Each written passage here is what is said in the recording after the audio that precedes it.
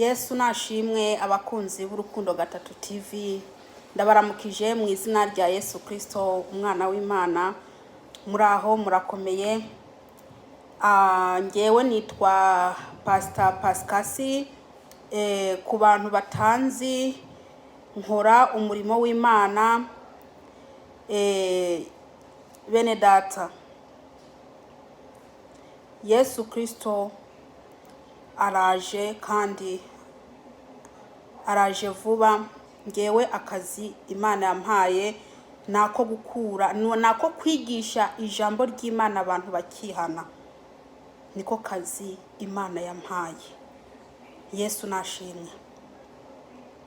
Ndaramukije abantu bari bo bose baba mu bihugu bitandukanye, ababa mu Rwanda, mu Burundi, ababa muri Kongo, ababa muri Zambia, ababa muri Swede, ababa muri Europe, ababa muri Australia, ababa muri Amerika, mu burere butandukanye, ababa muri Canada.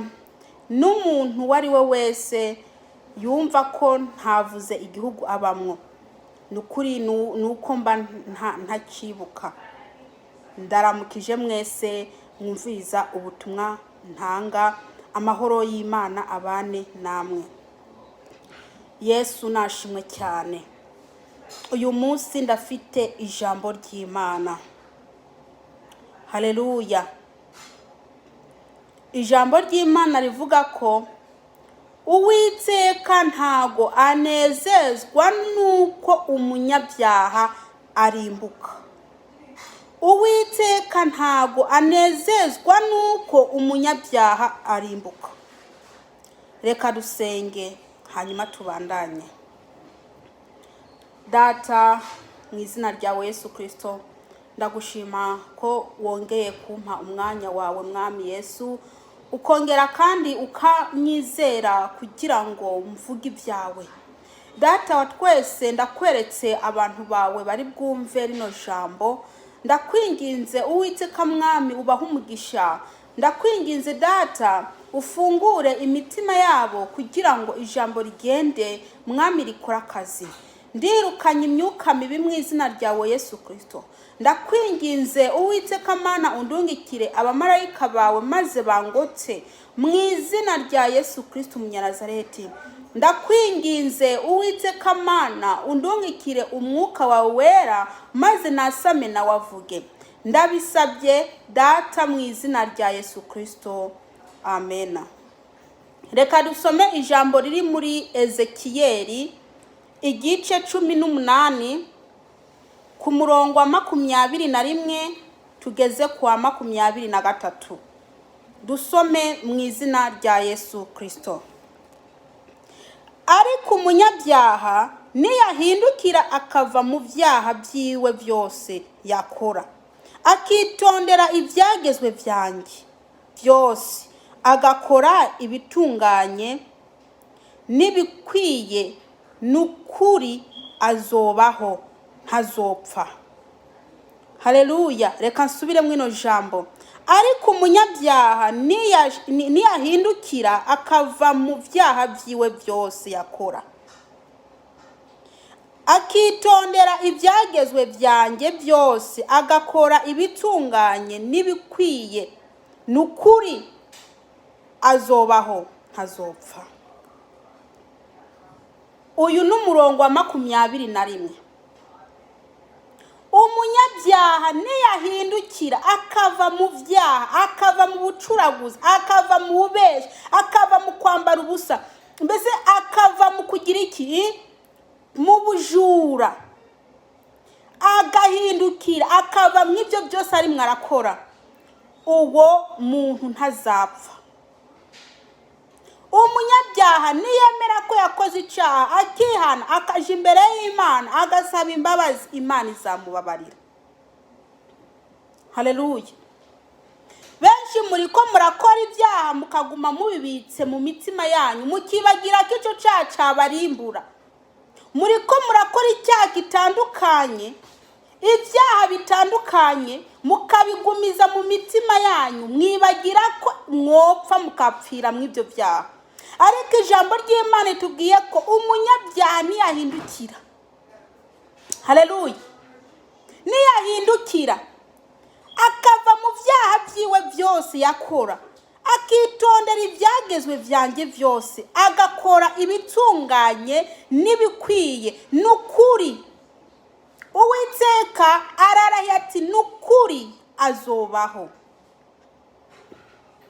ntazapfa. Yesu nashimwe cyane. Wa munyabyaha we urimo urakora ibyaha, Uwiteka avuze ati niwahindukira ukava mu nzira zawe mbi, ukava mu muntu uzenye mu kwambara ubusa, ukava mbese mu byaha bitandukanye urimo urakora, ugahindukirira Uwiteka, n'ukuri Uwiteka yarahiye uzabaho, ntabwo uzapfa. Uzabaho niko Uwiteka avuze. Uwiteka arimo arabwira abantu bataramumenya, Uwiteka arimo arabwira abantu bakiri mu byaha, Uwiteka arimo arababwira ati nimwahindukira mukava mu nzira zanyu mbi, mukava mu byaha, n'ukuri muzabaho ntimuzapfa. Tubandanye kundi murongo. Ibicumuro byiwe byose yacumuye nta na kimwe kizokwibukwa ngo gishigwe kuri we, azobeshwaho nuko yakoze iby'ukugororoka. Haleluya. Ibicumuro byiwe byose yacumuye nta na kimwe kizokwibukwa ngo gishigwe kuri we, azobeshwaho nuko yakoze iby'ukugororoka. Amena. Haleluya. Rino jambo ririko irabwira umuntu wese akiri mu byaha, umuntu niyihana akava mu byaha, akava mu nzira mbi, ibicumuro cyangwa se ibyaha yakora mbere, Uwiteka Imana ntago azabimuharura ko, ntago azobimubaza kandi yarabyihanye. Uwo muntu azatungwa n'ukugororoka. Haleluya. Uwo muntu azatungwa n'ukugororoka kwiwe. Uwiteka aracahamagara abataramenya Imana, kandi akaba ariko aranabwira n'abayimenye ariko bakiri mu byaha, abayimenye bakigendera mu byaha. Uwiteka Imana ntago anezezwa nuko we wopfa. Uwiteka Imana ntago anezezwa nuko we urimbuka. Uwiteka Imana iyo abonye umuntu arimbutse ntago anezerwa, kuko abarimwo baraja mu ijuru ni bakeya, abarimwo bararimbuka nibo benshi. Iyo rero Imana ibonye umubare w'abantu barimbutse ari benshi, Uwiteka Imana ntanezerwa. Umwana w'umuntu ntago yaremewe kurimbuka, ntago yaremewe kurimbuka. Nubwo Satani arimo arabesha abantu akabatuma gukora ibyaha, ababwira ati nimukora ibi nta kibazo, muzababarirwa, n'ukuri abantu benshi bakapfira mu byaha. Mwene data, Uwiteka Imana ntago anezezwa nuko worimbuka. Uwiteka Imana arashaka ngo uve mu byaha, muhindukirire Imana. Uwiteka Imana ashaka ko mubaho. Uwiteka Imana ntago ashaka ko mupfa. Nimuze mwihane muve mu byaha. Uwiteka Imana arabakunda. Haleluya. Tubandanye dusoma. Mbega mugira ngo mpimbagwa nuko umunyabyaha apfa? Niko Umwami uhoraho abaza.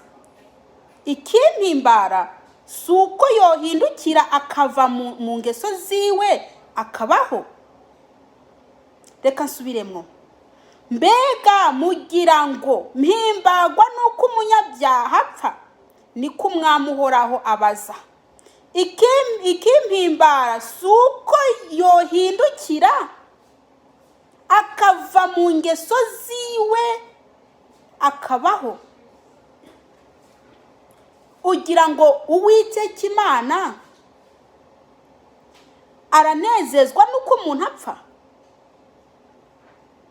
Ikinezeza Uwiteka nuko umuntu yahindukira akava mu busambanyi, akava mu bucuraguzi, akava mu kwambara ubusa, akava mu gukora ibyaha bitandukanye, akava mu kwihindura.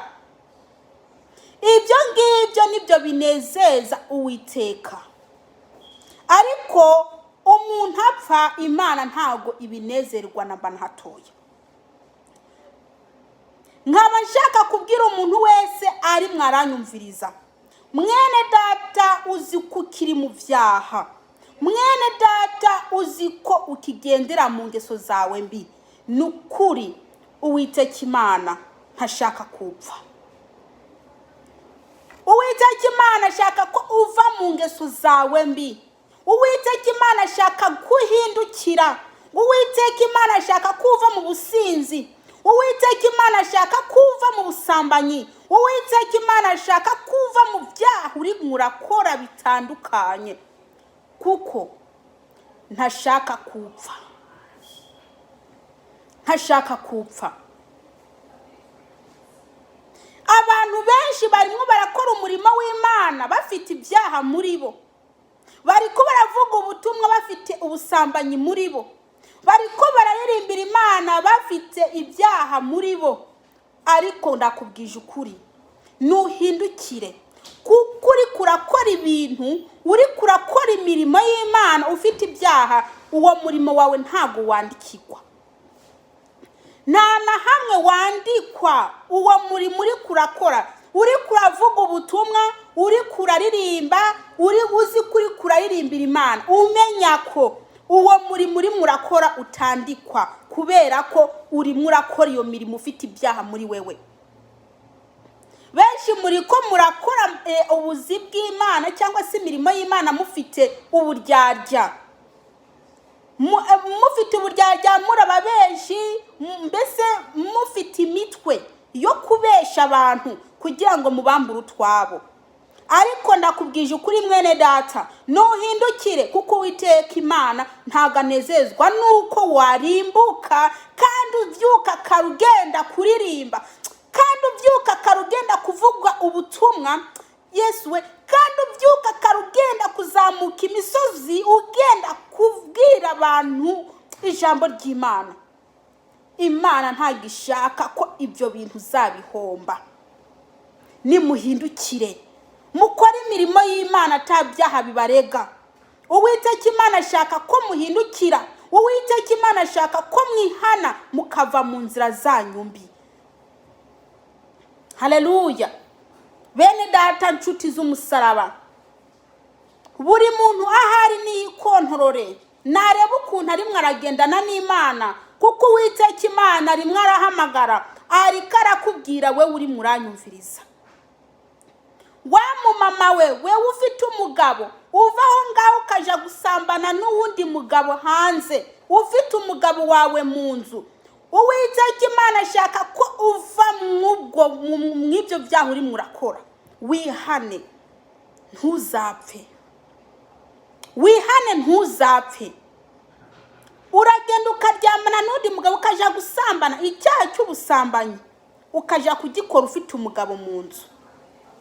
Nimuhindukire, muve mu byaha muri ko murakora. Imana irashaka ko mwihana. Imana ntagira ikashaka ko muzapfa. Ndakubwije ukuri, ikuzimu ni habi. Ntimubone ngo nuko mukiri bazima mutarapfa. Ikuzimu ni habi, n'abapfuye bariko bararira. Ikuzimu ni habi, n'abapfuye bariko baricuza. Bariko baricuza icyatumye batakira Yesu Kristo mwami n'umukiza.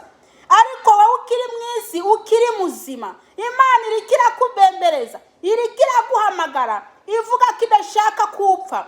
Ariko wewe ntabyo uri kurabona. uracyari muzima, Imana iracyakuretse mu isi kugira ngo ntuzapfe. Imana ishaka kuhindukira uve mu byaha. Burya abamaze gupfa nibo bazi ibibazo bari ko barahura nabyo. Ese ugira ngo abapfuye bagapfira mu byaha ugira ngo ntibari ko bararira? Bari ko baricuza icyatumye bapfa badakure Imana. Bari ko baricuza icyatumye bapfa batakiriye Yesu Kristo nk'umwami n'umukiza. Murazi ko umuntu yanse kwakira Yesu Kristo nk'umwami n'umukiza ko arimbuka. Ibyo byose murabizi, ariko mwanga kumwakira mubizi, muzi ukuri. Muraja mu mashusho media mugiye kureba ubutumwa. Abandi murafite za radio, murafite za WhatsApp, murafite ama Facebook, mugenda kureba iby'ubu butumwa bwiza, ariko uguma ufunza amatwi. Imana izagutabara gute kandi we ubwawe udashaka kwihana?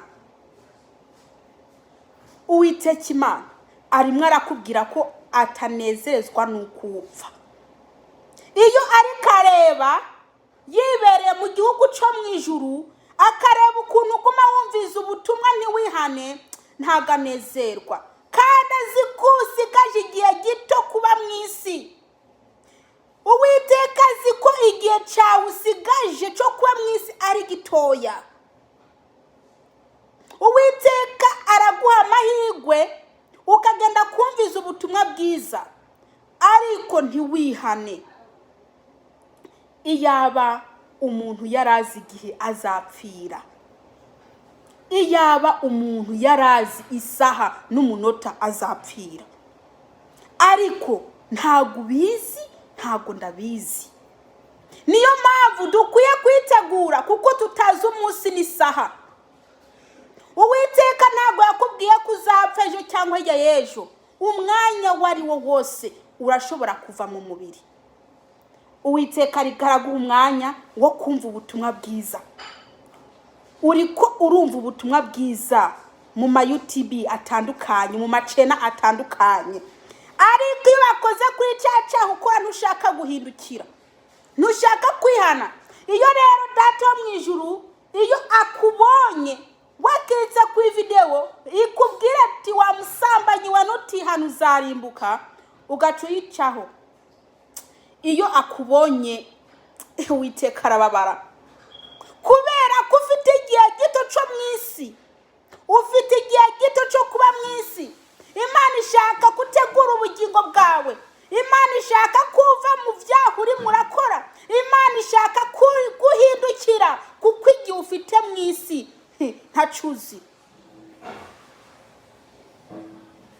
ntacuzi mwene data. Mbese wasanga ari wo munsi wa nyuma wo kureba ino video? Mbese wasanga ejo ari wo munsi wa nyuma uvuga ati ngo nzakwihana ejo ntuzi kuzashika? Nimuhindukire muve mu byaha. Imana rimwe irashaka ko muhindukira. Yesu Kristo ashobora kuza n'uyu mwanya, urupfu rugatinda Yesu akaza. Yesu atinze urupfu rukaza, mwene data uzaja hehe? Ko wirengagiza ukuri, ko wirengagiza ijambo ry'Imana ryo kuri ririko rirakubwira ati uhindukire wihane uve mu byaha. Abakristo muri ko muragenda mwambara ubusa ngo niterambere, ngo muri ko muriryohera. Bene data bakunzi, nimuve mu byaha, nimuve mu byaha. Imana ibabarire. Imana ntago ishaka ko murimbuka. Nimwihane Yesu Kristo hari uganga bababarire. Niyo mpamvu rino jambo riko ratubwira Uwiteka ari mwavuga anyuze mwiri jambo. No Uwiteka ari mwaravuga anyuze mwiri jambo. Niwava mu nzira zawe mbi, uzatungwa no kugororoka kwawe. Kandi Uwiteka ntashaka kupfa, ahubwo ashaka kubaho. Rero kuva mu byaha ukakira Yesu Kristo mwami n'umukiza wawe, uburonse kubaho.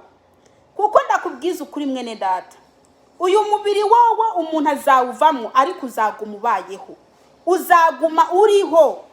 Niwamara kuva muri iki gifuko cyitwa umubiri, wa muntu ari ndani niyavamwe akagenda we azaguma ariho, ariko umuntu azaba agiye kurimbuka azabaho gute? Kandi azaba agiye kurimbuka.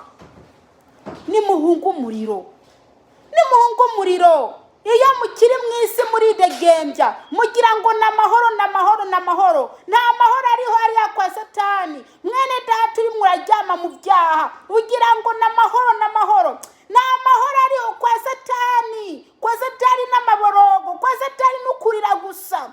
Nukumbure wihane ukiri mwisi, nukumbure wihane wowe ukiri mwisi, ni wihane kuko igihe umaze nicuzi icyo usigaje ntacuzi. Ni wihane, ni wihane mwene data, ni wihane, ni wihane uve mu byaha. Ubwo businzi bwawe bwa buri munsi ihana. Imana ntabwo ishaka kurimbuka, Imana ntabwo ishaka kupfa. Yesu Kristo nabaha umugisha. Buri muntu ni ikontora uko ari kagendana n'Imana.